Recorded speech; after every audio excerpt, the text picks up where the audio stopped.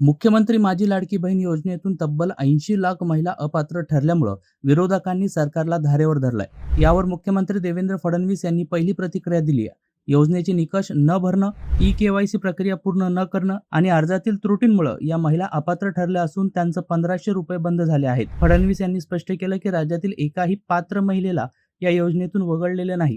केवळ निकषात न बसणाऱ्या आणि केवायसी न केलेल्या महिलांनाच बाहेर ठेवण्यात आला आहे। सुरुवातीला योजना जलद गतीने सुरू करण्यासाठी सेल्फ सर्टिफिकेशनच्या आधारावर लाभ देण्यात आला होता, कारण पडताळणीत 1.5 वर्षे गेले असते।